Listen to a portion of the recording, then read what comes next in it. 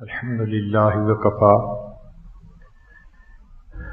وسلام على عباده الذين اصطفى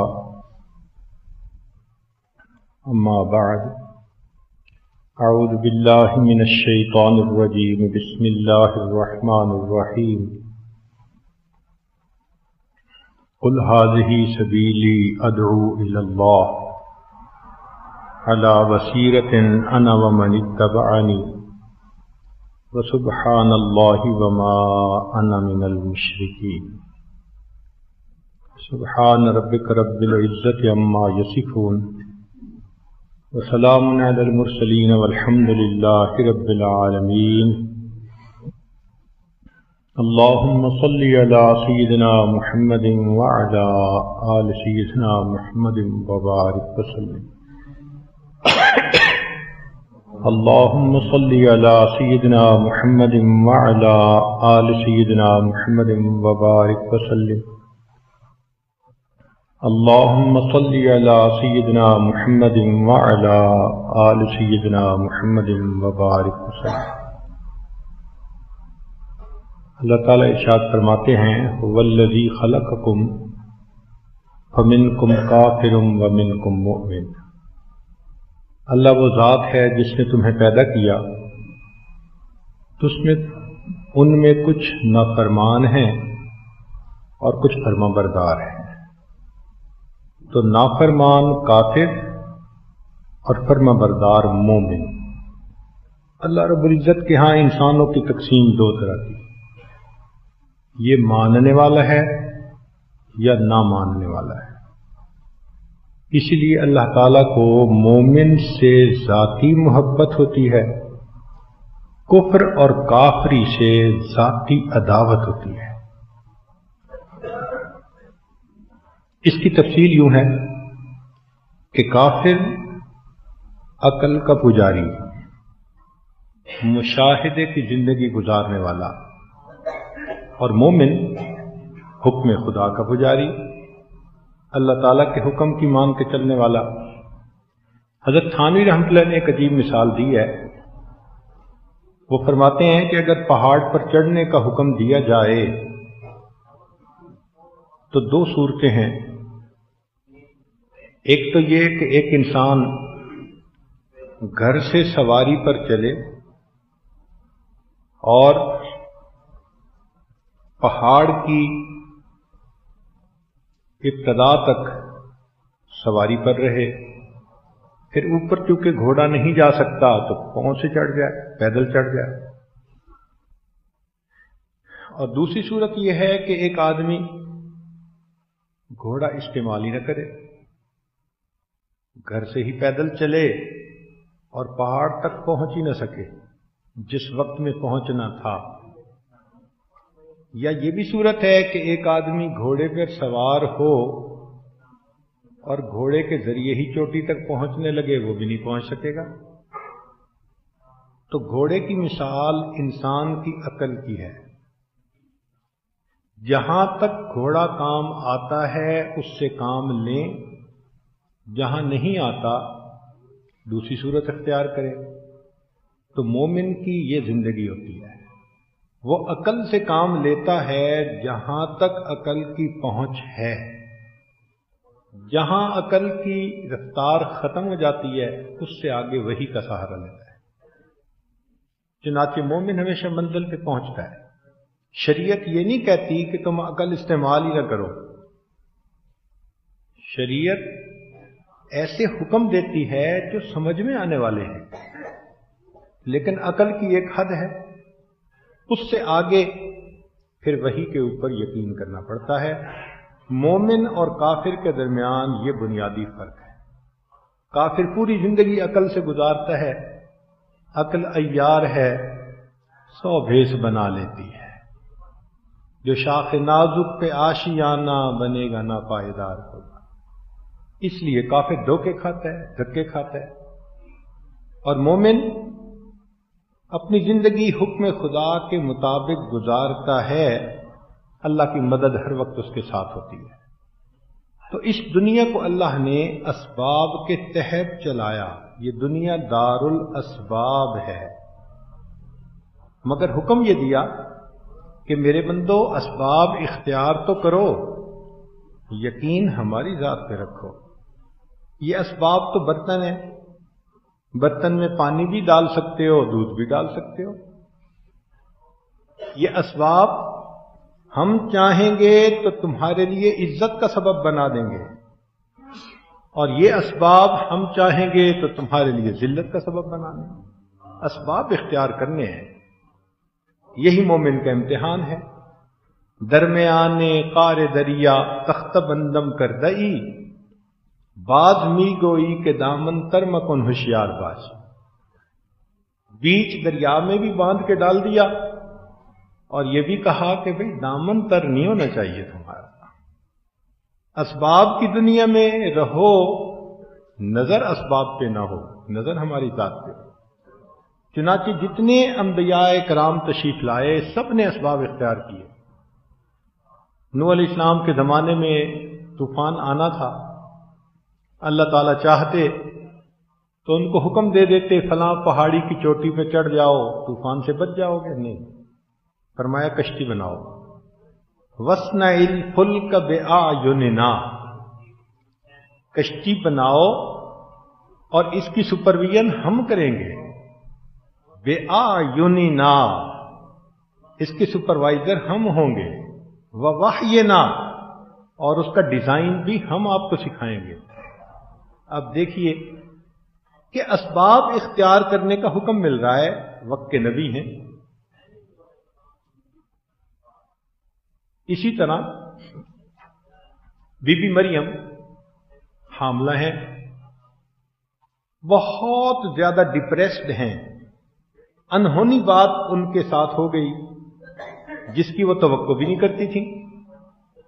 اب ان کو تسلی بھی دی جا رہی ہے، پریشان نہ ہو، مگر ساتھ یہ کہا جا رہا ہے کہ اس وقت تمہیں کھجور کھانی بہتر ہے۔ وَهُزِّي إِلَيْكِ بِجِذْعِ النَّخْلَةِ تُسَاقِطْ عَلَيْكِ رُطَبًا جَنِيًّا، تو پلیٹ میں بھی اگر چاہتے تو کھجوریں ڈال کے پہنچا دیتے، کون سا مسئلہ تھا؟ مگر اسباب اختیار کرنے کے لیے کہا، عورت ہو، اس حالت میں ہو، تمہارے اندر اتنی طاقت تو نہیں ہو سکتی، لیکن ہاتھ تو لگاؤ نا، کھجوریں گرانا تو ہمارا کام ہے نا۔ معلوم ہوا اسباب اختیار کروائے۔ سیدنا یوسف علیہ السلام نے دیکھا کہ دروازے بند ہیں، ایک بچے کو بھی کہیں کہ بند دروازے کی طرف دوڑو تو وہ کہے گا کھلے تو دوڑوں نا، مگر اللہ کے پیارے نبی صلی اللہ علیہ وسلم بند دروازے کی طرف دوڑتے ہیں۔ قدم اٹھانا آپ کا کام، بند دروازوں کو کھولنا ہمارا کام ہے۔ نبی علیہ الصلوۃ والسلام کی زندگی ظاہر میں اتنی سادہ اور عوام الناس کے مطابق تھی کہ کافر لوگ کہتے تھے مال حاضر رسول، یہ کیسا رسول ہے، یاکل الطعام و یمشی فی الاسواق، کھانا کھاتا ہے، گلی بازار میں چلتا ہے، اس کی زندگی تو بالکل عام بندے کی سی ہے۔ اور یہی کمال تھا کہ اسباب ایسے اختیار کرے کہ دیکھنے والے کو پتہ نہ چلے، مگر اسباب اختیار کرنے کے بعد نگاہیں اللہ رب العزت کی ذات کرو، نتیجہ ادھر سے دیکھے، یقین رکھے وہ چاہیں تو اس میں میرے لیے نفع ڈالیں گے، وہ چاہیں تو اس میں میرے لیے نقصان ڈالیں گے۔ تو کٹ دی سٹوری شارٹ کہ اللہ سب کچھ کر سکتے ہیں چیزوں کے بغیر، اور چیزیں کچھ نہیں کر سکتی اللہ کے بغیر۔ دودھ پیتا ہے بندہ، صحت ہوتی ہے، موٹا تازہ، وہی دودھ پیتا ہے، فوڈ پوائزننگ ہو کر اس بندے کی موت واقع ہو جاتی ہے۔ تو چاہا تو دودھ کو زندگی دینے کا سبب بنا دیا، اور جب چاہا دودھ کو موت کا سبب بنا دیا۔ یہ اس مالک الملک کا اختیار ہے۔ اس لیے فرمایا کہ تم اسباب پر تکیہ نہ لگا لو، یقین نہ بنا لو، یقین اللہ کی ذات پہ ہونا چاہیے۔ ذرا غور کیجیے کہ اللہ رب العزت نے فرعون کو ملک و مال دیا، تو وہ اس کے لیے ذلت کا سبب بنا، اور اللہ تعالیٰ نے یوسف علیہ السلام کو ملک و مال دیا تو وہی ان کے لیے عزت کا سبب بنا۔ قارون کے لیے زمین پھٹی تو ذلت کا باعث بنی، اسماعیل علیہ السلام کے لیے زمین پھٹی تو زمزم نکلا ان کے لیے عزت کا باعث بنی۔ عمل تو ایک جیسا ہی ہے۔ تو صاف پتہ چلتا ہے کہ یہ اسباب برتن ہیں، اللہ تعالیٰ جو چاہتے ہیں اس میں ڈال دیتے ہیں۔ اسی لیے راحت دین کے ساتھ آئے تو عزت، جیسے سلیمان علیہ السلام کو، راحت دین کے بغیر آئے جیسے نمرود کے پاس تو اس کے لیے ذلت کا سبب بنی۔ یوسف علیہ السلام کے بھائیوں نے دین سے ہٹ کے تدبیر کی تو ذلت ملی، اور یوسف علیہ السلام نے دین کے مطابق تدبیر کی، بھائی کو رکھنے والی، ان کے لیے عزت کا سبب بنی۔ تو پیمانہ ہمارے سامنے دین ہے، اس کے مطابق ہم نے زندگی گزارنی ہے۔ یہ دنیا کے مال پیسے کا زیادہ ہونا یا نعمتوں کی بہتات ہونا، بارش ہونا، یہ کسی کے لیے قبولیت کی دلیل نہیں ہے۔ ہم اپنے گھروں میں دیکھتے ہیں کہ گھر میں کسی نے اگر طوطا پالا ہو تو اس کو بھی خوراک دیتے ہیں، مگر خوش ہو کر کہ یہ اللہ کا لفظ بولتا ہے، اور کبھی چوہے پکڑنے کے لیے اس کو بھی خوراک دیتے ہیں، مگر چوہے کو خوراک اس کے لیے ایک تدبیر ہوتی ہے، غصہ ہوتا ہے کہ اس کو مارنا ہے، تو خوراک دونوں کو ملی، مگر ایک کے لیے رحمت بنی، ایک کے لیے زحمت بنی۔ تو فقط خوراک کو دیکھ کر تو نتیجہ نہیں نکال سکتے۔ تو کسی پر بہتات ہو مال و دولت کی تو یہ کوئی دلیل نہیں اس کی قبولیت کی۔ تاہم اللہ رب العزت نے قرآن مجید میں کافروں کو جو دنیا کی نعمتیں دیں تو ان کا نام رکھا فتح ابواب، علمی نکتہ ہے۔ کافروں کو جو اللہ رب العزت نے دنیا کی نعمتیں دیں تو ان کا نام کیا رکھا؟ فتح ابواب۔ ارشاد فرمایا فلما نسوا ما ذکروا به فتحنا علیہم ابواب کل شیء۔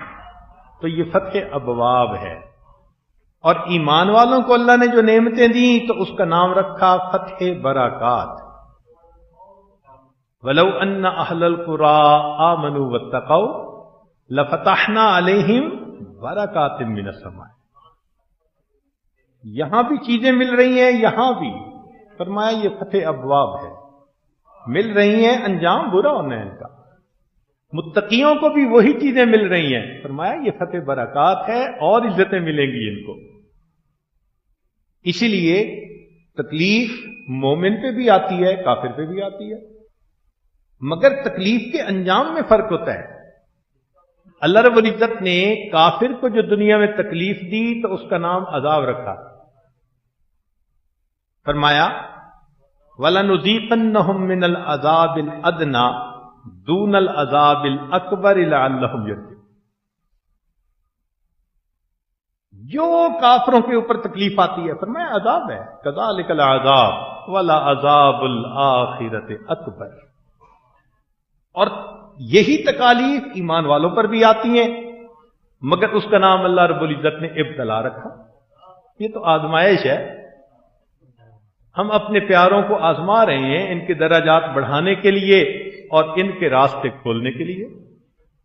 چنانچہ مستہم البأساء والضراء وزلزلوا، اتنی تنگی ملی، اتنا جھنجھوڑے گئے، حتی یقول الرسول والذین آمنوا معہ متی نصر اللہ، حتیٰ کہ رسول اور ان کے ساتھ جو لوگ تھے پکار اٹھے اللہ کی مدد کب آئے گی۔ تو اللہ تعالیٰ ذرا بندے کو آزماتے تو ہیں نا۔ ہم بھی اگر 2 روپے کا برتن لیں تو دیکھتے ہیں کچا یا پکا، لوگ تو تربوز لیتے ہیں تو اس کو بھی چیک کرتے ہیں، جی کچا ہوگا تو نہیں لیں گے، پکا ہوگا تو لیں گے۔ تو اللہ رب العزت بھی کسی مومن کا سودا کرتے ہیں تو دیکھتے ہیں ہے تو کچا یا پکا. تو ابتلا آتی ہے، آزمائش آتی ہے، جھنجھوڑا جاتا ہے. کس پوائنٹ تک؟ کہ جس پوائنٹ پہ پہنچ کے بندے کو اسباب کچھ نظر نہیں آتے، ہر طرف سے امیدیں کٹ چکی ہوتی ہیں، اس پوائنٹ تک بندے کو دبایا جاتا ہے. جب بے اختیار ہو کے وہ اسباب سے نظر ہٹا کے اللہ کی طرف نظر اٹھاتا ہے، اللہ فرماتے ہیں اب مدد کریں گے. چنانچہ ارشاد فرمایا کہ ہم نے اتنا ان کو آزمایا،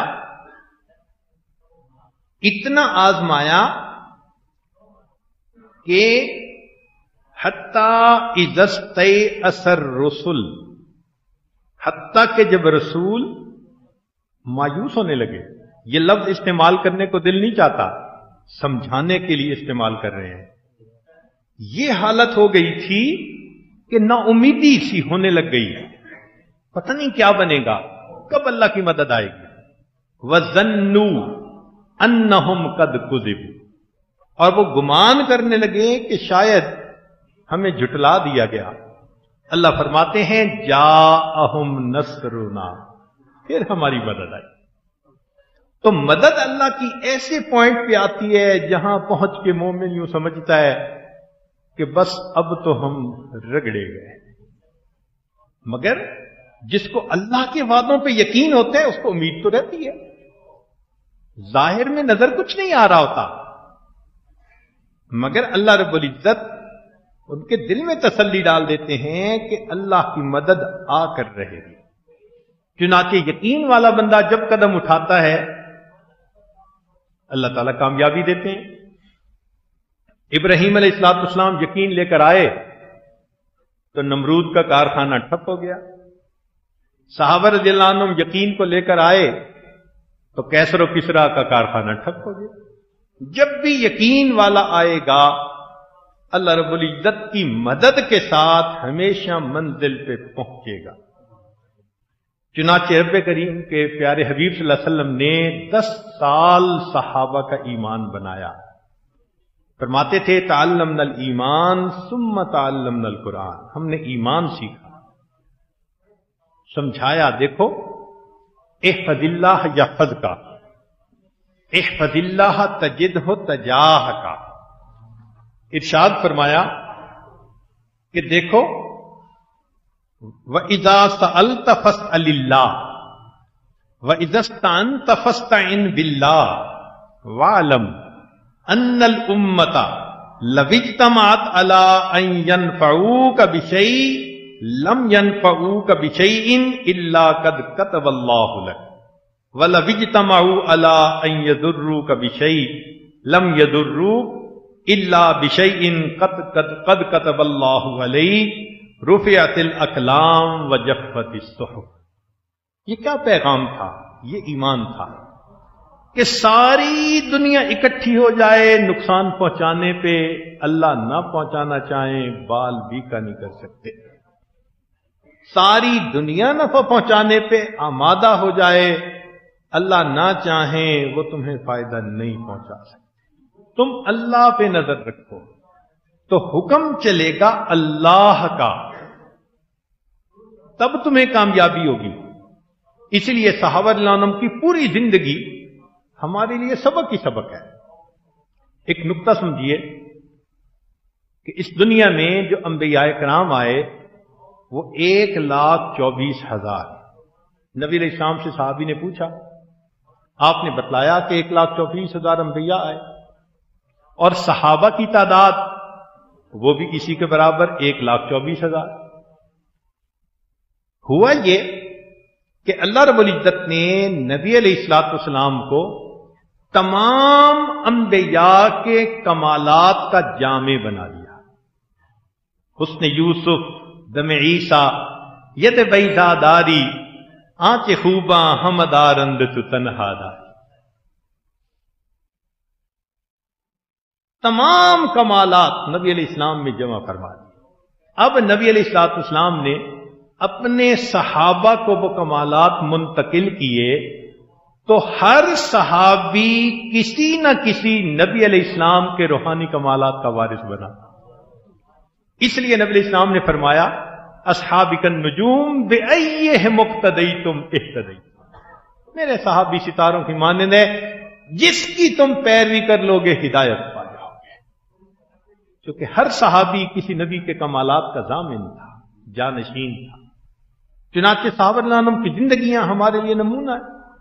مثال سنیے، ایک آدمی اللہ کے راستے میں خرچ کرنا چاہتا ہے تو 4 پاسبلٹیز ہیں. ایک پاسبلٹی تو یہ ہے کہ جتنا ہے سارا ہی اللہ کے راستے میں خرچ کر دے. دوسری صورت یہ ہے کہ آدھا ضرورت کے لیے رکھ لے، آدھا اللہ کے راستے میں خرچ کر دے.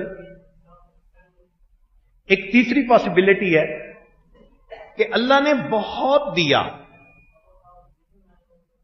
تو پھر دونوں ہاتھوں سے اللہ کے راستے میں خوب لٹائے.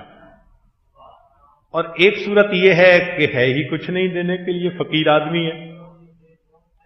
تو 4 پاسبلٹیز ہو سکتی تھیں.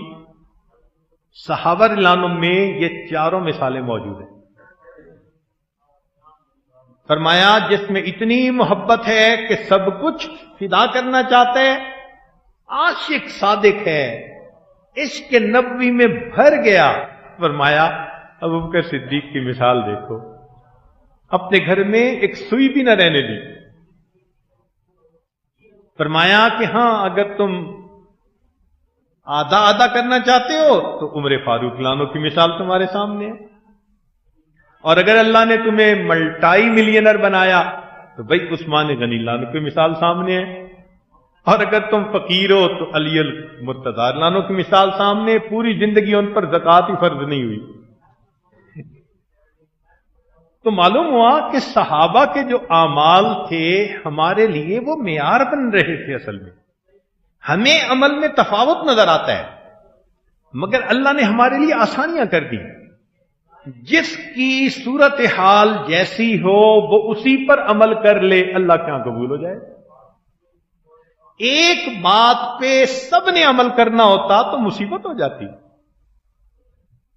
دیکھیں، امیر بندے کو کہا جاتا کہ جی پیوند والے کپڑے پہنو تو وہ کہتا عجیب دین ہے، میں افورڈ کر سکتا ہوں، میں ہزاروں روپے کا قیمتی کپڑا پہن سکتا ہوں، میں وزیر ہوں، امیر ہوں، میں بادشاہ ہوں، اور یہ دین مجبور کر رہا ہے کہ نہیں تم تو پیوند لگا کے پہنو.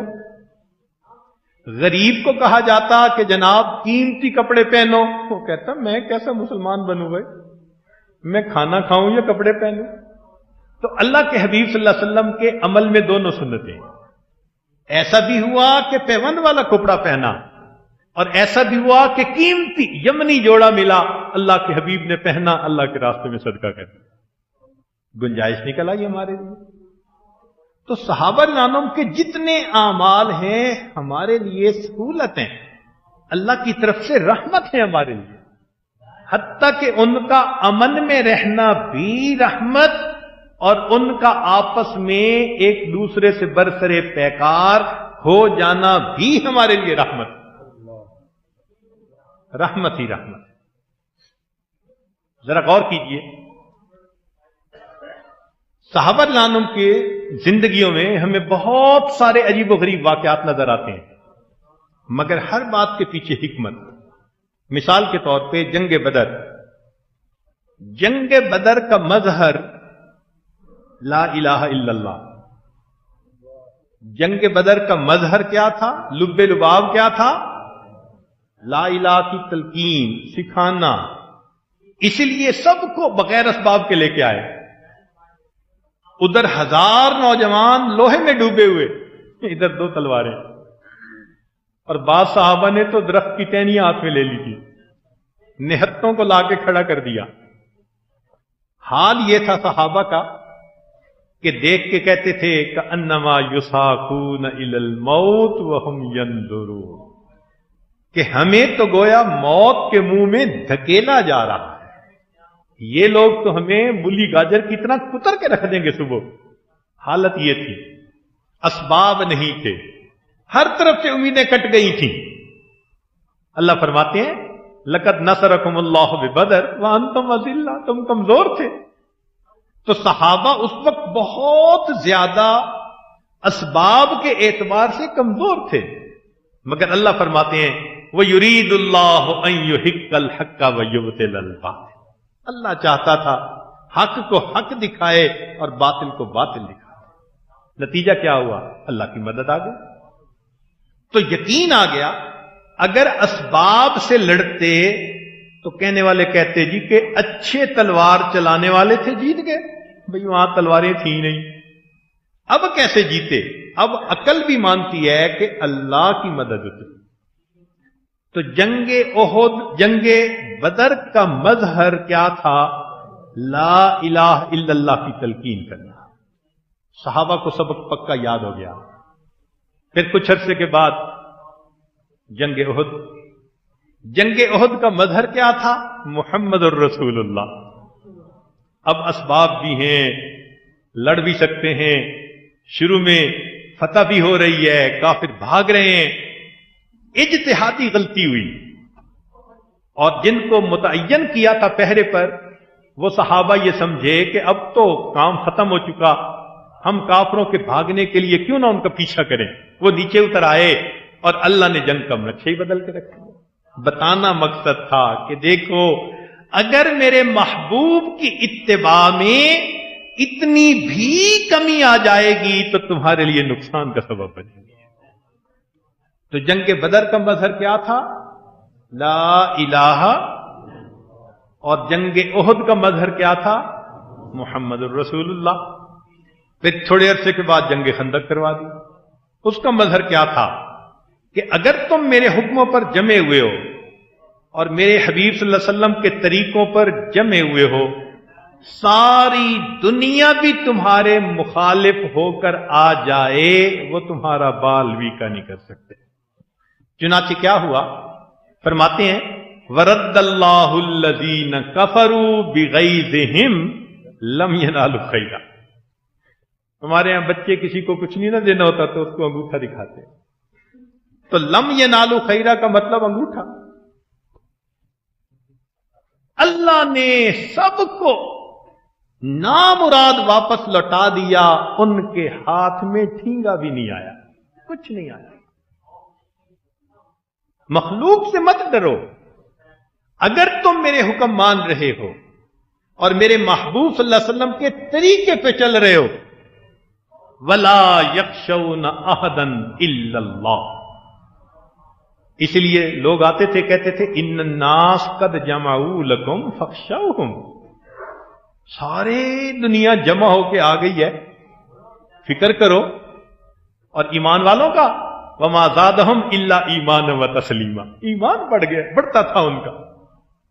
تو اللہ نے ثابت کر دکھایا کہ دیکھو میرے حکموں پر جمے رہو گے، ساری دنیا مل کے تمہارا بال بھی کا نہیں کر سکتی. پھر اس کے بعد صلح حدیبیہ کا موقع آ گیا. تو صلح حدیبیہ کا مظہر کیا تھا؟ اس میں سبق یہ سکھانا تھا کہ دیکھو میدان ہاتھ میں آنا یا نہ آنا یہ کامیابی نہیں ہے. کامیابی یہ ہے کہ تم ہمارے حکموں پر جمے رہو.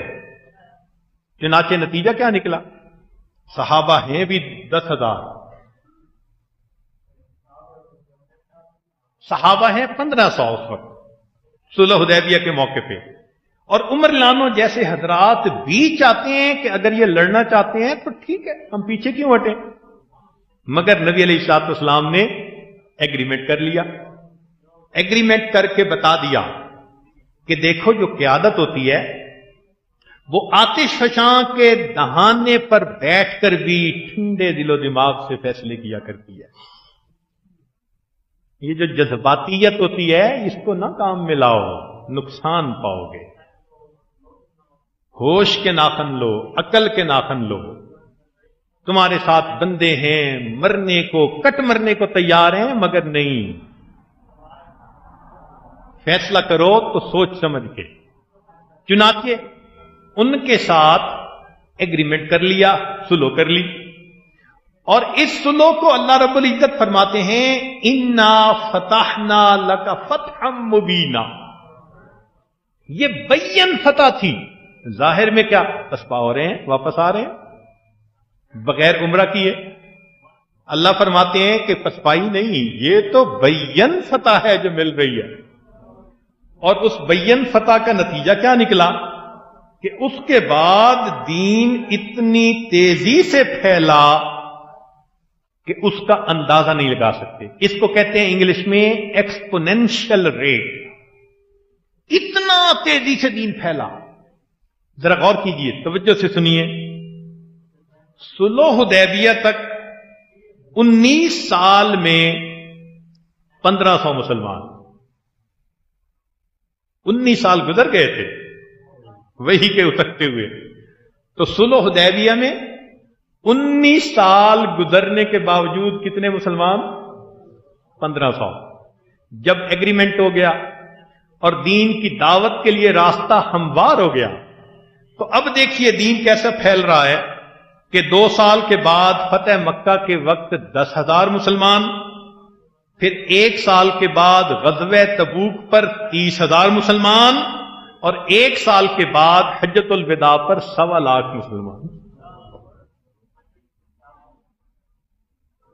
सबक देना मकसूद था कि देखो, तुम सोचो हमारे हुक्मों के मुताबिक जिंदगी गुजारोगे तो देखो हमारी मदद कैसे तुम्हारे साथ होगी। फिर उसके बाद ग़ज़वे हुनैन। इसका मज़हर क्या था कि तुम अपनी कसरत पे नाज न कर जाना। कभी कुव्वत बाजू पे भी तो नाज हो जाती है ना। फरमाया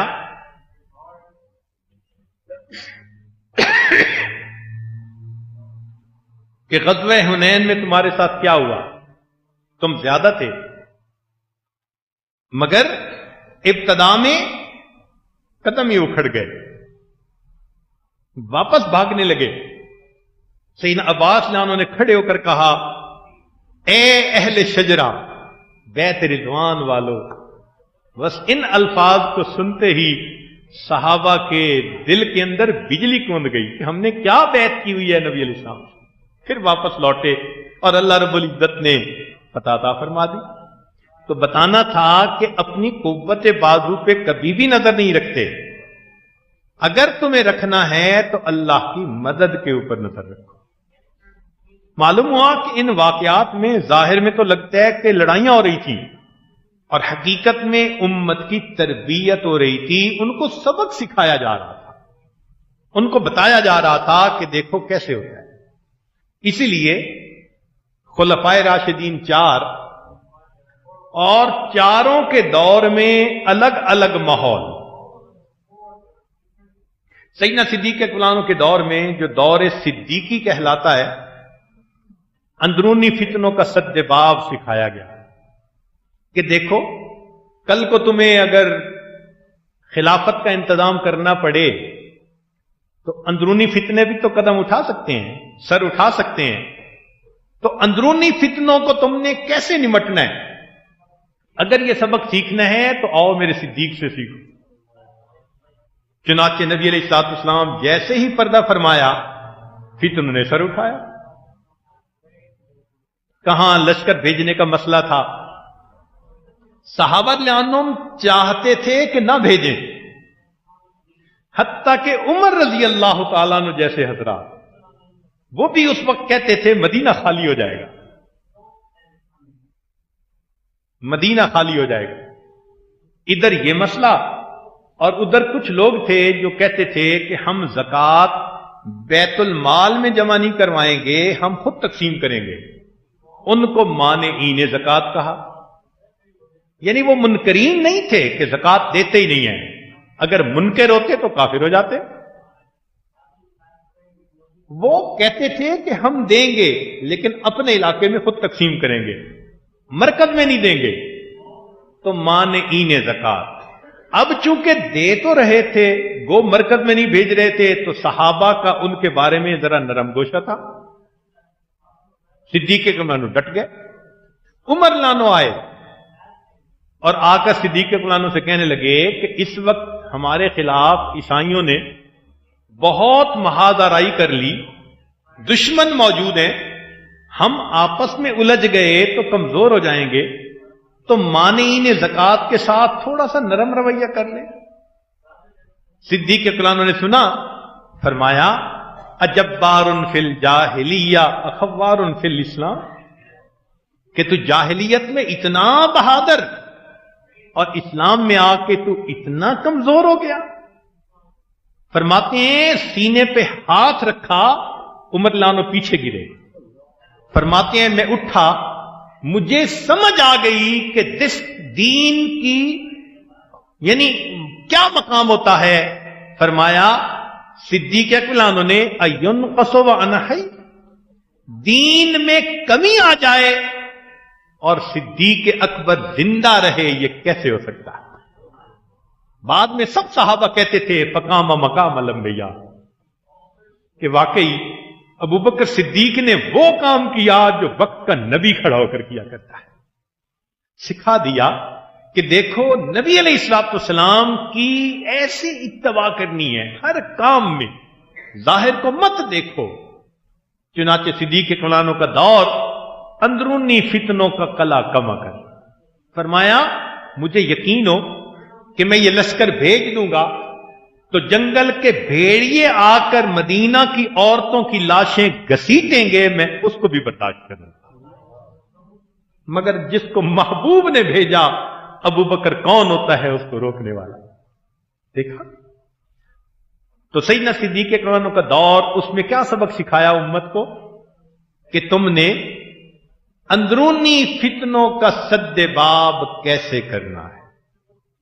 پھر اس کے بعد دور فاروقی شروع ہوا، اس میں سبق سکھایا کہ دیکھو ایسا پاسبل ہے کہ تمہیں فتوحات ملیں، تمہارا پلہ بھاری ہو، تم غالب رہو، مال و دولت کی بہتات، تمہارے خزانے بھر جائیں، بیت المال میں جگہ نہ ہو، زکوٰۃ لینے والا کوئی نہ ملے، تو پھر بھی ایسی صورتحال میں فتوحات کے باوجود تم نے تمسک بالکتاب کرنا ہے، زیادتی نہیں کرنی کہ پلہ بھاری ہے جو مرضی کرو، نہیں. فتوحات کے باوجود تمسک بالکتاب، یہ فاروقی دور کا سبق ہے. چنانچہ سیدنا فاروق اعظم عنہ کے زمانے میں عجیب واقعات ہوئے. ایک واقعہ، ایک عیسائی شہزادہ تھا، بڑا ہی کوئی عجیب انسان تھا، مسلمانوں کے لیے سہانے روح بنا ہوا تھا. وہ مسلمانوں کے خلاف کوئی نہ کوئی سازش کرتا رہتا، پریشان کرتا رہتا، یوں سمجھیں اس نے ناک میں دم کیا ہوا تھا. حتیٰ کہ عمر لانو نے اعلان کر دیا اگر وہ گرفتار ہوا ہم اس کو قتل کر دیں گے. شہزادے کو بھی پتہ چل گیا. اللہ کی شان، صحابہ لانم نے ایک طرف مہم جوئی کی اور وہ شہزادہ قید آ گیا، پکڑا گیا، گرفتار ہوا، عمر لانو کے سامنے پیش ہوا. اب عمر لانو نے فرمایا کہ بھئی تیرے بارے میں تو ہم حکم دے چکے ہیں، تو نے بہت ستایا ہے ہمیں، مسلمانوں کو بہت نقصان پہنچایا ہے، لہذا ہم تمہیں قتل کریں گے. اب اس کے چہرے پہ ہوائیاں اڑ گئی. عمر لانو نے پوچھا کہ بھئی تمہاری کوئی آخری تمنا؟ اس نے کہا جی ایک پیالہ پانی پینا چاہتا ہوں. عمر لانو نے فرمایا کہ ہاں ایک پیالہ پانی دے تو اس کو. اب جب اس کو پیالہ پانی دیا تو وہ کانپ رہا ہے. عمر لانو نے پوچھا کہ پیتے کیوں نہیں؟ اس نے کہا جی مجھے ڈر ہے کہ ادھر میں پانی پینے لگوں گا اور یہ جو جلاد تلوار لے کر کھڑا ہے یہ اچانک وار کر کے میری گردن اڑا، خوف ہے. عمر لانو نے کہہ دیا اچھا جب تک تم یہ پانی نہیں پیو گے تمہیں قتل نہیں کریں گے. جیسے ہی یہ الفاظ کہے اس شہزادے نے وہ پانی کا پیالہ نیچے گرا. کہتے آپ اپنے الفاظ کو دیکھیں. آپ کے کمٹمنٹ یہ تھی جب تک یہ پانی نہیں پیئیں گے ہم قتل نہیں کریں گے، اور میں پانی تو اب نہیں پی سکتا. ہم جیسا ہوتا تو جلاد کو اشارہ کرتا جلدی کر اس بدبخت کو ایک ہاتھ لگا، مگر عمر لانو خاموش ہو گئے کہ ہاں ورڈنگ تو میری یہی تھی۔ فرمایا ٹھیک ہے، ہم قتل کا حکم واپس لیتے ہیں۔ صحابہ حیران ہیں، یہ دین کا اتنا دشمن، اس کو معاف کر رہے ہیں کہ ہم تمہیں قتل نہیں کرتے، مگر عمر لانو نے اپنے الفاظ کے پاس رکھی، فرمایا تمہیں قتل نہیں کرتے۔ جب کہا کہ تمہیں قتل نہیں کرتے تو وہ کہنے لگا کہ امیر المومنین میں کلمہ پڑھتا ہوں اور مسلمان ہوتا ہوں۔ حیران، کیسے مسلمان؟ اس نے کہا کہ آپ نے پہلے قتل کا حکم دیا تھا، اس وقت اگر میں مسلمان ہوتا تو دنیا کہتی کہ موت کے ڈر کی وجہ سے یہ مسلمان ہو گیا۔ میں نے ہیلا اختیار کیا کہ جس میں آپ مجھے مار نہ سکیں اور میں اپنے اختیار سے کلمہ قبول کروں۔ تو نتیجہ تو وہی نکلا جو چاہتے تھے۔ ظاہر نظر آ رہا ہے کہ یہ بدبخت تو چھوٹ گیا، مگر دین کے اوپر پکے رہو، یہ نہ دیکھو ہو کیا رہا ہے۔ اس کو کہتے ہیں فتوحات کے باوجود تمسک بالکتاب۔ اور سیدنا عثمان غنی اللہ عنہ کا زمانہ، اس میں فرمایا کہ اختلاف کی شکل میں تحمل اور برداشت، کہ آپس میں بھی اختلاف ممکن ہے، اب اختلاف کی صورت میں اپنے اندر تحمل پیدا کرو، برداشت پیدا کرو، کتنا برداشت کر سکتے ہو۔ اگر یہ سیکھنا ہے تو سیدنا عثمان غنی اللہ عنہ کے دور سے سیکھیے، تحمل اور برداشت کا کیا عالم۔ پھر دور علی رضی اللہ عنہ آیا تو اس میں سکھایا کہ دیکھو ایسی بھی صورت ہو سکتی ہے کہ تمہارے دو گروپ ہو جائیں اور غلط فہمی کی بنا پر مس انڈرسٹینڈنگ جیسی ہو کہ آپس میں الجھ پڑے، لہذا تم نے اگر یہ سیکھنا ہے تو علی لانو کے دور کو دیکھو کہ قتال کے باوجود آپس میں الفت و محبت کا ہونا۔ ظاہر میں قتال ہو رہا ہے مگر دلوں میں الفت و محبت ہے۔ سنیے، زبیر لانو کے قاتل کو حضرت لانو نے جہنمی کہا، حالانکہ وہ ان کی سائیڈ کا بندہ تھا۔ فرمایا کہ نہیں، زبیر کے قاتل کو اللہ کے نبی نے جہنمی کہا، میں تمہیں کہتا ہوں۔ طلحہ رضی اللہ عنہ کو شہید دیکھا، حالانکہ وہ دوسری سمت سے تھے، ان کی انگلیوں کو بوسہ دیا۔ یہ نہیں کہ تم میرے مخالف تھے، نہیں، یہ ایک اجتہادی غلطی تھی، رائے تھی، تمہارا اپنا مسئلہ تھا، ہمارا اپنا، مگر میں تم سے محبت کرتا ہوں، تم میرے آقا کے محافظ۔ ان کی انگلیوں کو بوسہ دیا۔ پوری زندگی ان کی جتنی اولاد تھی اس کے ساتھ محبت کا سلوک رکھا۔ تو دیکھنے میں نظر آتا ہے کہ آپس میں قتال ہے، مگر سکھایا جا رہا ہے کہ دیکھو ایک دوسرے سے اختلاف رائے الگ چیز ہوتی ہے، دلوں کے اندر ایک دوسرے کے ساتھ محبت اپنی جگہ رہنی چاہیے۔ چنانچہ 4 دور ہیں اور ان میں الگ الگ سبق ہمیں مل رہا ہے۔ اسی پر امام محمد رحمت اللہ علیہ فرماتے تھے، مشاجرات صحابہ، یعنی صحابہ آپس میں ایک دوسرے کے ساتھ جو برسر پیکار ہوئے، تو اس کے بارے میں فرماتے تھے کہ اللہ رب العزت نے صحابہ کے ذریعے سے یہ واقعات رونما کروا دیے، بعد میں آنے والوں کے لیے آسانی ہو گئی، اب میرے لیے زندگی گزارنا آسان ہو گیا۔ ایک صاحب کہنے لگے جی کہ صحابہ میں لڑائیاں کیوں ہوتی رہی؟ بھائی یہ لڑائیاں ہونی ضروری تھیں، یہ لڑائیاں ہونی ضروری تھیں۔ کیوں بھائی؟ ذرا غور کیجئے گا، قرآن مجید کی آیات پر زیادہ عمل تو ہوا نبی علیہ السلام کے دور میں، کچھ آیات ایسی تھیں جس پر عمل اس دور میں ہو نہیں سکتا تھا۔ اگر ہوتا تو نبی علیہ السلام کے نام پہ کافر دھبا لگاتے۔ مثلا قرآن مجید کی آیت ہے وَإِن طَائِفَتَانِ مِنَ الْمُؤْمِنِينَ اقْتَتَلُوا فَأَصْلِحُوا بَيْنَهُمَا، اگر ایمان والوں کی دو جماعتیں آپس میں قتال کریں تو ان میں صلح کرواؤ۔ اس آیت پر عمل اگر نبی علیہ السلام کے زمانے میں ہوتا تو دنیا اعتراض کرتی، کیا تربیت کرنے آئے تھے؟ ان کی موجودگی میں ان کے جو ساتھی تھے، ان کے جو شاگرد تھے، آپس میں قتال کرتے رہے، دھبا لگتا تھا نا۔ اللہ رب العزت نے اس آیت پر عمل محبوب کے وقت میں کروانے کی بجائے ان کے صحابہ کے وقت میں کروا دیا کہ دیکھو آپس میں الجھ بھی رہے ہیں لیکن یہ بھی مخلص ہیں، یہ بھی مخلص ہیں۔ بھائی دو ماہر بندوں سے بھی ایکسیڈنٹ ہو جاتا ہے یا نہیں ہوتا؟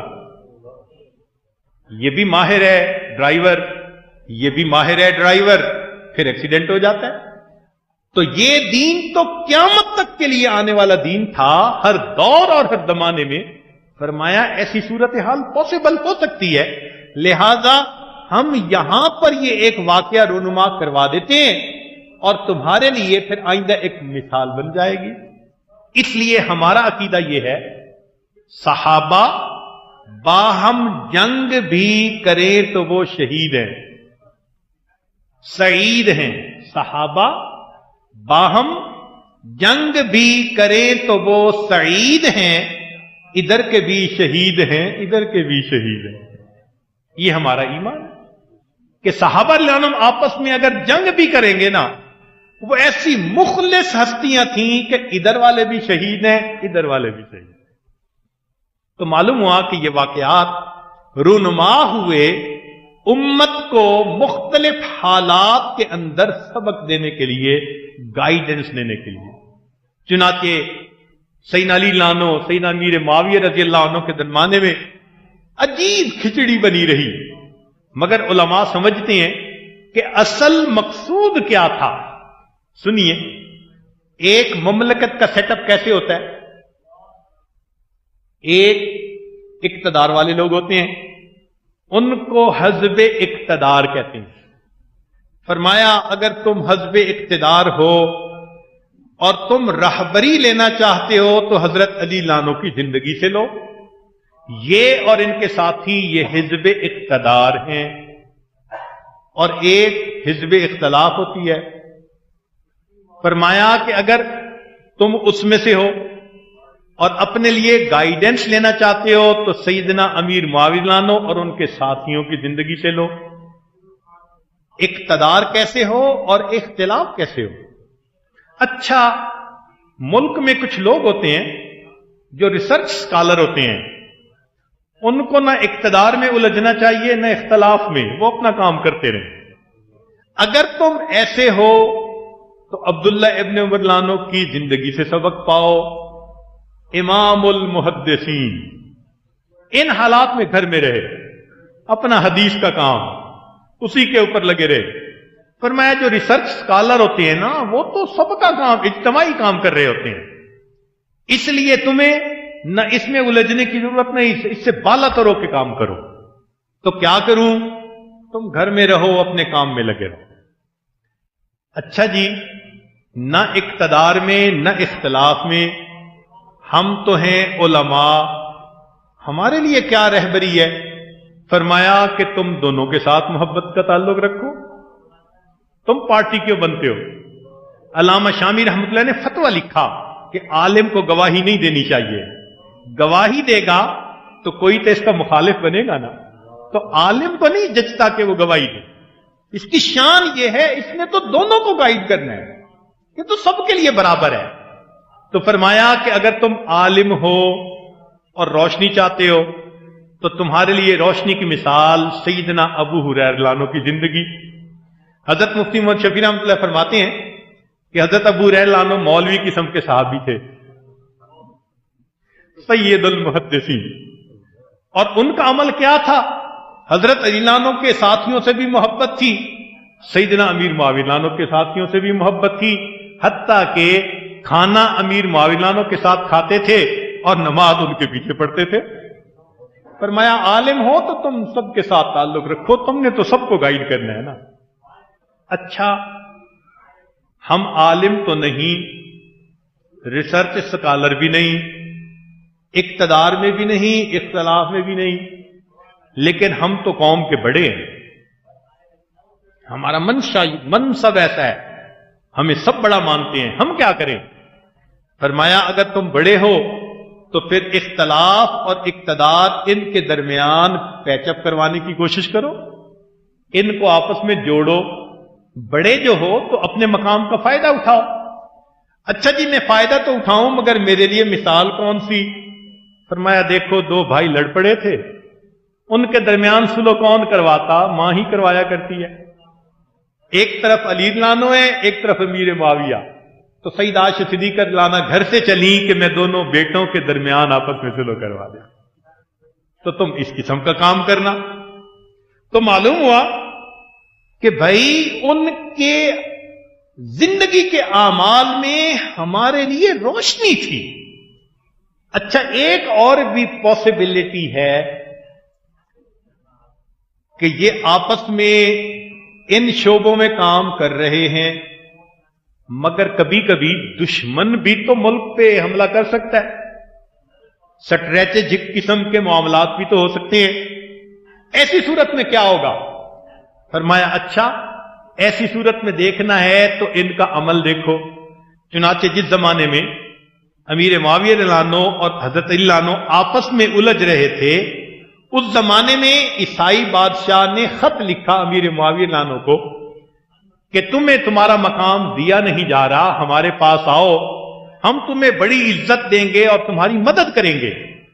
امیر معاویہ رضی اللہ عنہ کو وہ خط ملا، پھاڑا، تنور کے اندر پھینکا اور اس کو جواب دیا اور لکھا او عیسائی کتے، او عیسائی کتے، اگر تم نے حضرت علی عنہ کی طرف میلی آنکھ اٹھا کر دیکھی تو امیر معاویہ ان کی فوج کا پہلا سپاہی ہوگا جو تمہارے ساتھ لڑے گا۔ یہ تو گھر کا مسئلہ ہے نا کہ ہم کسی بات پر آپس میں الجھ گئے ہیں، یہ تو نہیں کہ اب کافر ہمارے درمیان فرق ڈالنے لگے۔ تو فرمایا کہ دیکھو یہاں روشنی مل گئی کہ اگر کبھی ایسا معاملہ آ جائے تو تم پھر سب ایک ہو جاؤ۔ اب دین کا معاملہ آ گیا تو معلوم ہوا کہ ظاہر دیکھنے میں الجھاؤ نظر آتا ہے، لڑائی نظر آتی ہے، لیکن اس میں بھی آنے والی امت کے لیے اللہ نے سبق نکال دیا ہے۔ سبحان اللہ، یہ صحابہ رضی اللہ عنہم کا ہمارے اوپر احسان ہے کہ انہوں نے امن اور جنگ ہر قسم کے حالات میں زندگی گزارنے کی ہمارے سامنے مثالیں قائم کر دی۔ اس لیے آج ہم کہتے ہیں یہ کامل دین ہے۔ اگر کبھی بھی آپس میں لڑائی نہ ہوتی تو دنیا کہتی جی دین اسلام نامکمل، کیوں؟ اور جی یہ تو امن کا دین ہے، لڑائی کے بارے میں تو کوئی اس میں تعلیمات ہی نہیں۔ اب دیکھو ہر قسم کے حالات میں رہنمائی اللہ رب العزت نے فرما دی۔ چنانچہ دین کی دعوت کا کام کرنے والا صحابہ رضی اللہ عنہم کی زندگیوں سے رہنمائی لیتا ہے۔ علماء کے لیے ایک نکتے کی بات، ایک ہے حدود شریعت، ایک ہے حدود شریعت اور ایک ہے مزاج شریعت۔ حدود شریعت کا نام فتویٰ اور مزاج شریعت کا نام تقویٰ۔ حدود شریعت کا نام فتویٰ اور مزاج شریعت کا نام، فرمایا کہ اگر تم مزاج شریعت کو سیکھنا چاہتے ہو تو تم فاروقی اور صدیقی دور کی طرف نظر اٹھاؤ، تمہیں مزاج شریعت کا پتہ چل جائے گا۔ اور اگر تم حدود شریعت دیکھنا چاہتے ہو تو فرمایا کہ عثمانی اور علوی دور کو دیکھو، تمہیں حدود شریعت کا پتہ چل جائے گا۔ ہمارے لیے کتنی آسانیاں ہو گئیں کہ شریعت ہم سے کیا چاہتی ہے۔ اس لیے دین کی دعوت کا کام کرنا یہ علماء کا منصب ہے۔ نبی علیہ السلام نے فرمایا قل ھذہ سبیلی ادعو الی اللہ علی بصیرۃ انا ومن اتبعنی۔ لہذا اس منصب کو پورا کرنا ہماری زندگی میں لازمی ہونا چاہیے۔ امت نے اس 1400 سال میں اس کام کو کیا ہے، ترتیب مختلف ادوار میں مختلف رہی، مگر یہ منصب پورا ہوتا رہا، اس لیے امت کو ہدایت ملتی رہی۔ اس میں 4 مراحل ہیں۔ ہم نے بعض علماء کو دیکھا تعلیم حاصل کرنے کے بعد جب کہیں کام شروع کرتے ہیں پھر کچھ اپنے ہو جاتے ہیں، کچھ مخالفت شروع ہوتی ہے، کنفیوز ہو جاتے ہیں، جی اب کیا کریں۔ دعوت کے راستے میں 4 بنیادی سٹیپس ہیں، ہر دور اور ہر زمانے میں وہی سامنے آئیں گے، ان کو اچھی طرح ذہن میں بٹھا لیں۔ پہلا ہے وجود دعوت، کہ انسان دین کی دعوت دے، کافروں کو اسلام قبول کرنے کی، مسلمانوں کو عمل پہ پختہ ہونے کی،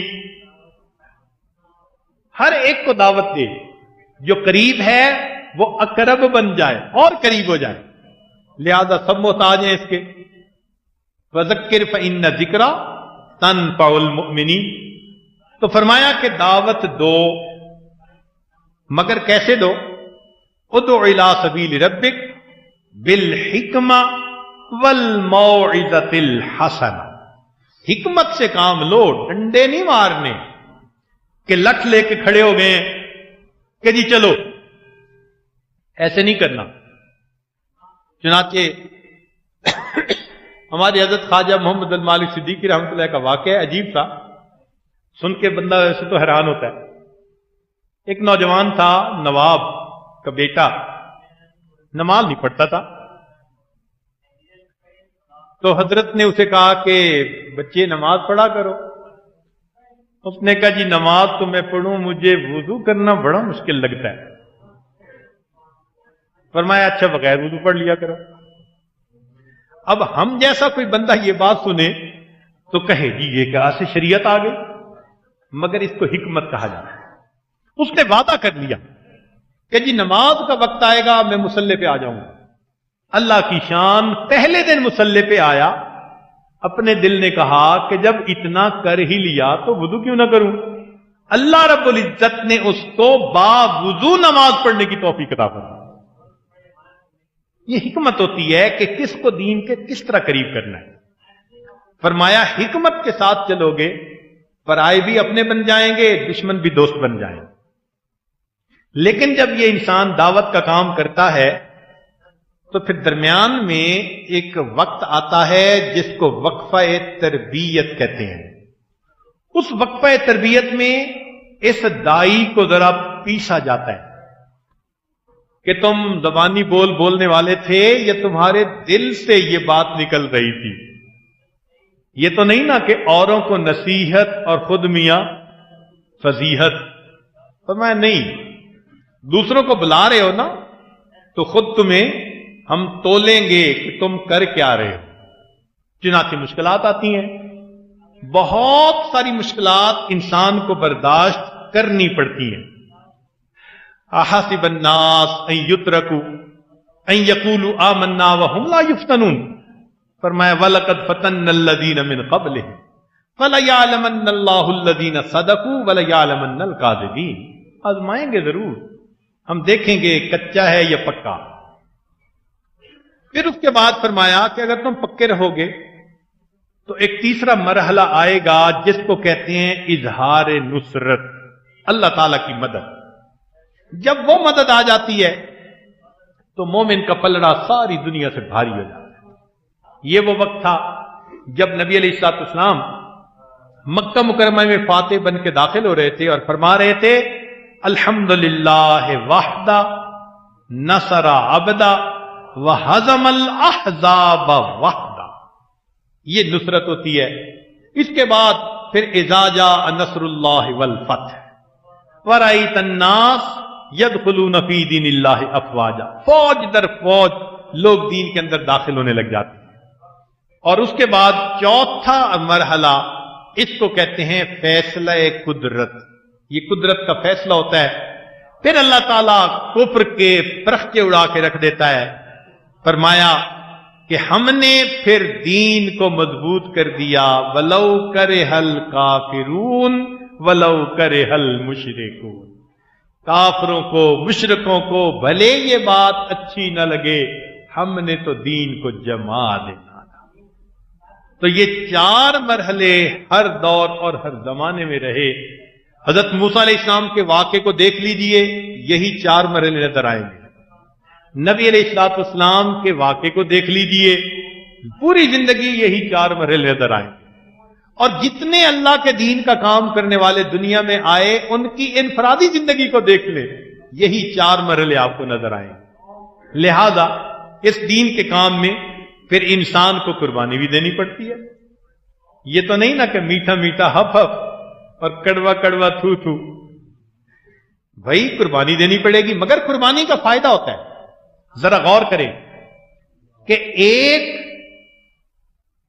آم کی گٹھلی زمین کے اندر ڈالی تو گٹھلی نے قربانی دی، اپنے آپ کو مٹا دیا، مگر نتیجہ کیا نکلا کہ اس گٹھلی سے ایک درخت بنا جس پر ہزاروں آم لگے. تو ایک گٹھلی کی قربانی پر اللہ نے ہزاروں آم دینے والا درخت عطا کر دیا. تو قربانی سو، ایک گندم کا دانہ زمین میں ڈالو، 700 دانے. کمثل حبۃ انبتت 7 سنابل فی کل سنبلۃ 100 حبہ واللہ یضاعف لمن یشاء بغیر حساب. تو قربانی اگر ظاہری اور مادی ہو تو اس کا ریٹرن اتنا ملتا ہے، تو اگر روحانی قربانی ہوگی تو اس کا ریٹرن کتنا ہوگا.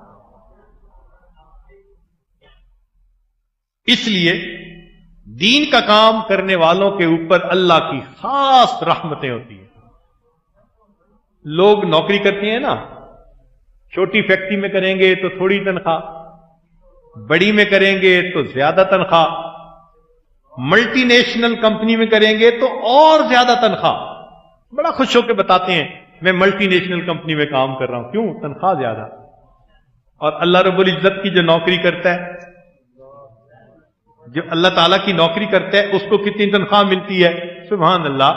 اللہ تعالیٰ نے 2.5% پیسے غریبوں میں تقسیم کروانے تھے. اس کام کو کرنے کے لیے اللہ نے 97.5% امیروں کو تنخواہ دے دی.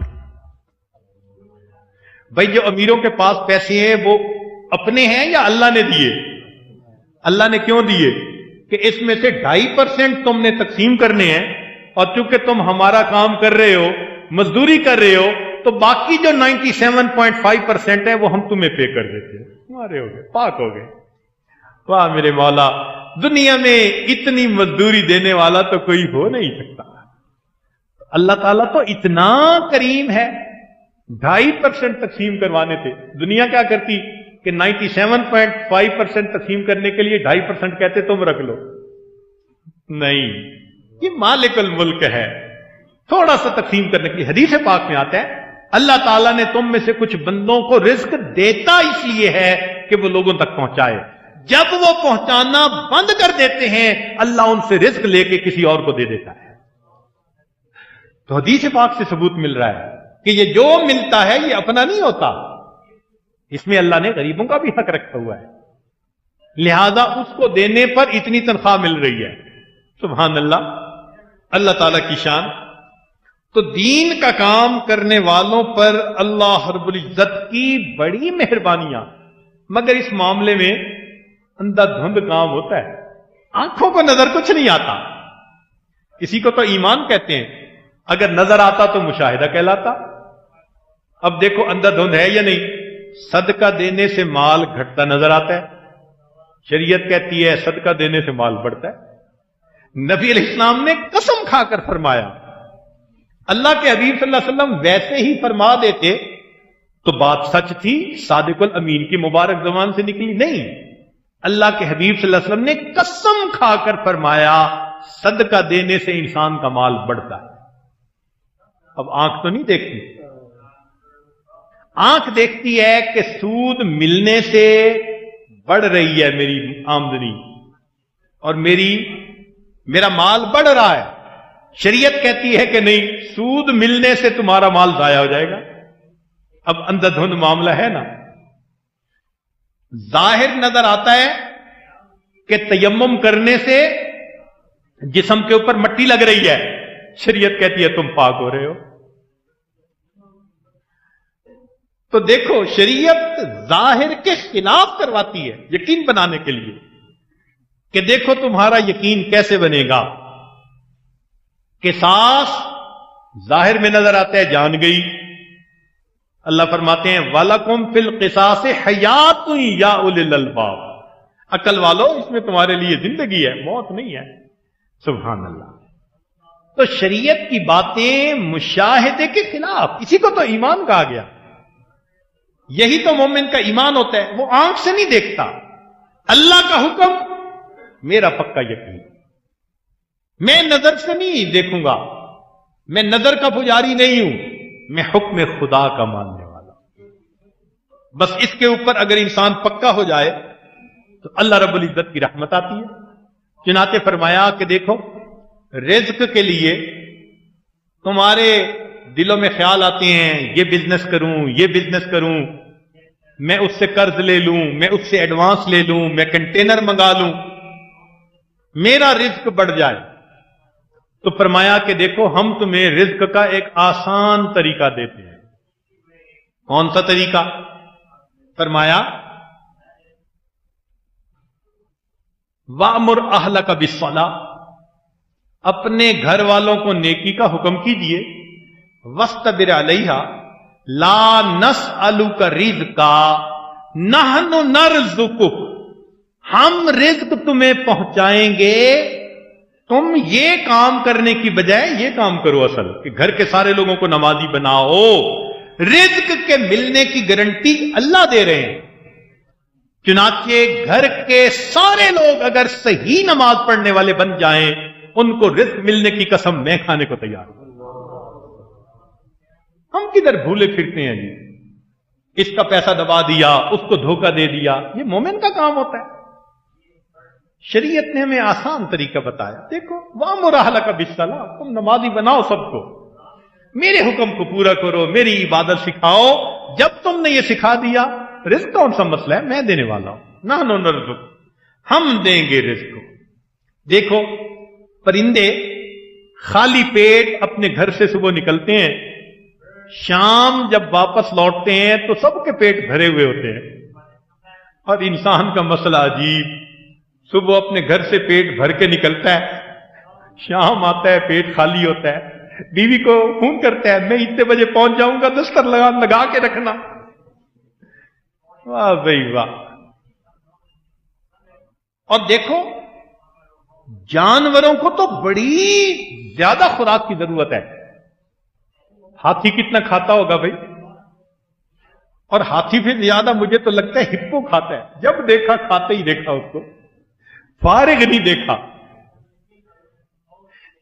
या पानी में या फिर बाहर है तो फिर खा रहा। जब देखो, मुझे तो ऐसे लगता है कि पूरा का पूरा वो पेट होता है, अल्लाह ने उसको टांगे लगा दी है। देखने में भी ऐसे लगता है। तो देखो, इतनी खुराक उसकी अल्लाह उसको दे रहे हैं, और बंदे को खुराक 2 रोटी। इतना छोटा पेट बंदे का 2 रोटी से भर जाता है। इस 2 रोटी के लिए ये परेशान कर रहा है। वो परवरदिगार जो टनों के हिसाब से अपनी मखलूक को रोजी दे रहा है, वो 2 रोटी हमें भी नहीं दे सकता। ये कौन सी बड़ी बात। लिहाजा हमारा काम है दीन के ऊपर इस्तिकामत के साथ डट जाना। अल्लाह वो जात है, बंद पत्थर के अंदर कीड़े को रिज़्क पहुंचा देता है। बंद पत्थर के अंदर। हमारे एक अपने साथी थे, डॉक्टर थे, पत्थर लेके आए, 3 साल वो पत्थर उनके घर रहा, उनकी बीवी के हाथ से गिरकर टूटा। जब देखा तो उसके अंदर खला था, कीड़ा था, उस कीड़े ने चलना शुरू कर दिया। 3 साल उसके अंदर कीड़ा बंद रहा, अल्लाह ने उसको रिज़्क दिया। वहां पर तूने पत्थर में कीड़े को पाला, खुश्क मट्टी से सब्जा निकाला। सुभान अल्लाह। अल्लाह तो वो जात है। इसलिए हम दीन के काम को मकसद जिंदगी बनाएं, जरूरियात को पूरा अल्लाह रब्बुल इज्जत करवाएगा। एक बात याद रखें कि इंसान जरूरियात को पूरा करे, जरूरियात को पूरा करे فضولیات کو چھوڑ دے، ضروریات کو پورا کرے، فضولیات کو چھوڑ دے، اور سہولیات کو مقصد زندگی نہ بنائے۔ یہ مقصد زندگی نہیں ہے کہ پر سہولت رہیں، نہیں، ضروریات کو پورا کریں۔ شریعت نے کیوں کہا کہ ضروریات کو پورا کریں؟ اس لیے کہ ضرورت کی حد ہوتی ہے، اور اگر تم فضولیات پہ جاؤ گے اس کی تو کوئی حد ہی نہیں ہے۔ تو شریعت نے کہا کہ بھئی ضروریات یہاں پوری کر لو، سہولیات اگر چاہتے ہو تو ہم نے جنت میں تمہارے لیے بہت کر دی ہے، جتنی چاہو گے۔ وَلَكُمْ فِيهَا مَا تَشْتَهِي أَنفُسُكُمْ وَلَكُمْ فِيهَا مَا تَدَّعُونَ۔ ہر سہولت جو تمہارے دماغ میں آ سکے گی ہم تمہیں عطا کریں۔ اس لیے فرمایا اللہم لا عیش الا عیش الآخرہ۔ تو مومن کی زندگی گزارنے کا معاملہ تو بہت سمپل ہے۔ ہم اگر اپنے دلوں میں یہ ایمان مضبوط کر لیں تو اللہ کی مدد ساتھ ہوگی، اور جس پلڑے میں اللہ کی مدد آتی ہے وہ پلڑا پوری کائنات سے بھاری ہو جائے گا۔ اس لیے ایمان والوں کو امن کا وعدہ، عزت کا وعدہ، معیت الہی کا وعدہ، نصرت کا وعدہ، محبوبیت کا وعدہ، فضل کبیر کا وعدہ، اللہ نے ان کے ساتھ جنت کا وعدہ فرمایا۔ یہ سب وعدے ایمان کامل کے ساتھ اللہ تعالیٰ نے فرمائے کہ ہم تمہیں یہ سب نعمتیں عطا فرمائیں گے۔ اس کی ابتدا اپنے گھر سے کریں۔ ابتدا کہاں سے کریں؟ اپنی ذات سے اور اپنے گھر سے۔ کئی مرتبہ دین کے کام کرنے والے اپنے گھر کو نظر انداز کر دیتے ہیں، یہ بنیادی غلطی۔ ذرا غور کریں، نقطے کی بات ہے۔ لوط علیہ السلام کی بیوی ان کے مشن میں شریک نہ ہوئی تو قوم گمراہ ہو گئی، ایسا ہی ہوا نا؟ بیوی ساتھ شامل نہیں ہوئی تو نتیجہ کیا نکلا کہ قوم گمراہ ہو گئی۔ نوح علیہ السلام کی بیوی ان کے کام میں ساتھ شریک نہ ہوئی تو قوم کو کیا ہوا؟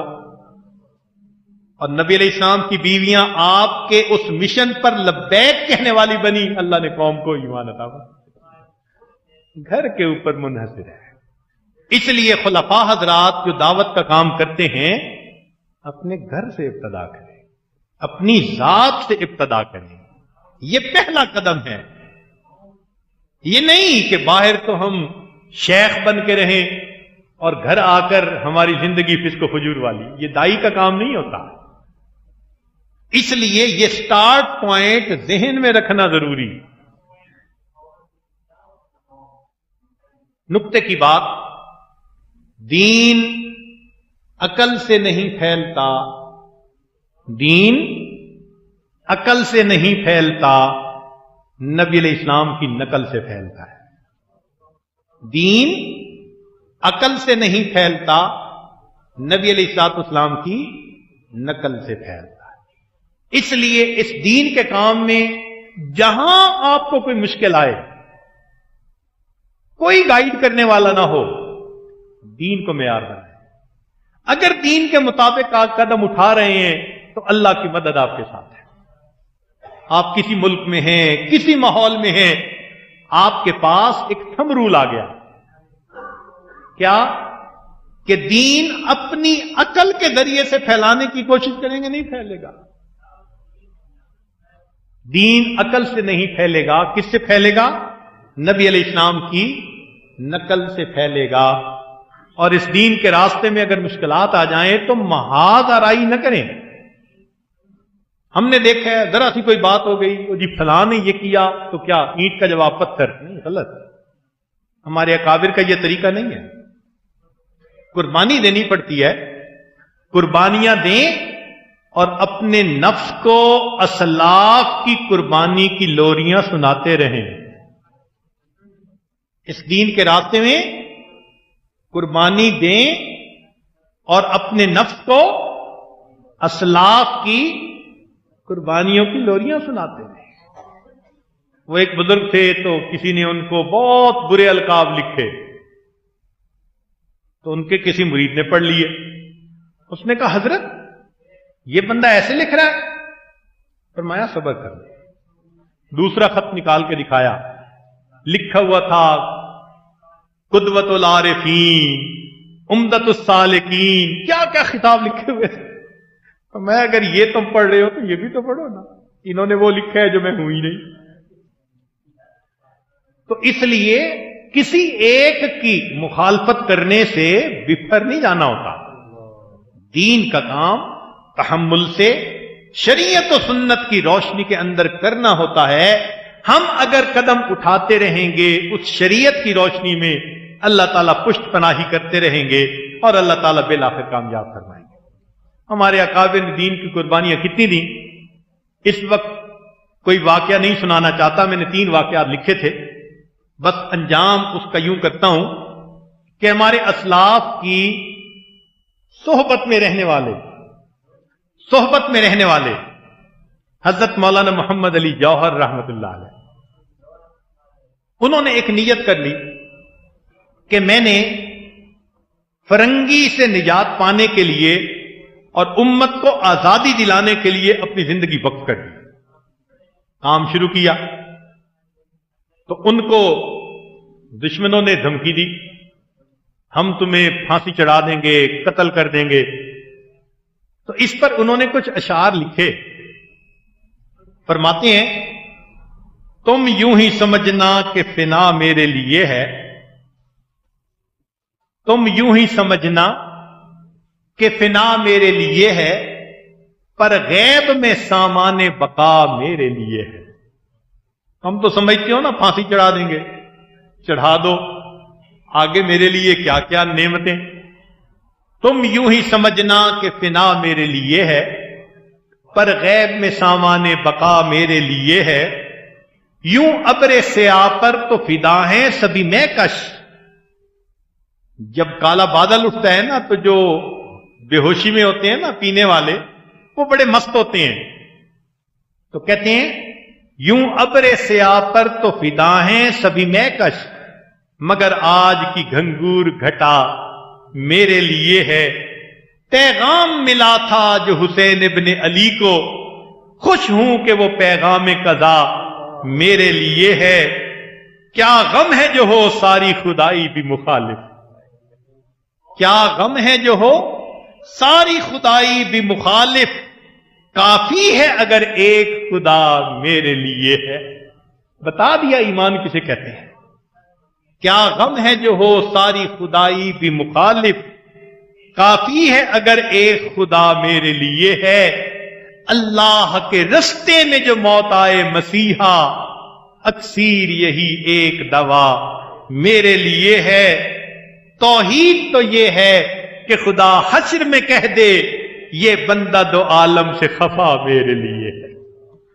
توحید تو یہ ہے کہ خدا حشر میں کہہ دے یہ بندہ دو عالم سے خفا میرے لیے۔ دل میں اگر ایسے مضبوط ایمان ہوگا تو یہ رکاوٹیں انسان کے لیے ترقی کا ذریعہ بنتی ہیں۔